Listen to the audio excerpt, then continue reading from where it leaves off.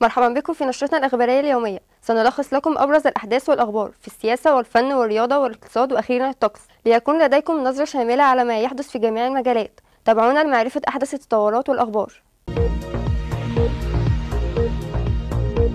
وجه الرئيس عبد الفتاح السيسي بمواصلة الجهود الجارية لتحسين إتاحة وجودة الخدمات الصحية المقدمة للمواطنين، مشيرا إلى أن ملف الصحة يحتل أولوية متقدمة في جدول أعمال الدولة بهدف التحسين المستمر لمنظمة الصحة، مما يحقق الصالح المواطنين المصريين من جميع الفئات.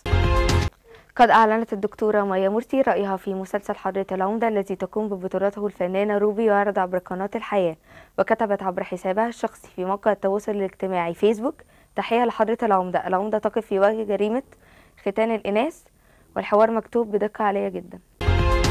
أكدت وزارة التربية والتعليم تدريس اللغة الأجنبية الثانية بالمدارس الحكومية بالمرحلة الإعدادية بداية من العام الدراسي القادم، وتشمل اللغة الفرنسية والألمانية والإيطالية والأسبانية في خطة تطوير المرحلة الإعدادية.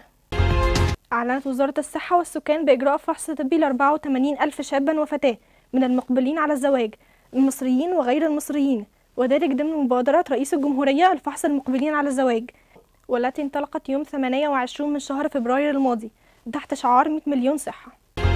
حقق المنتخب المصري فوزا كبيرا على منتخب ملاوي، سجلها أحمد طارق وعمر مرموش ومحمد صلاح وأحمد سيد زيزو، وذلك في المباراة التي جرت بين الفريقين اليوم باستاد بنجو الدولي بالتصفيات المؤهلة لبطولة كأس الأمم الأفريقية. شكرا، نلقاكم في نشرة أخرى.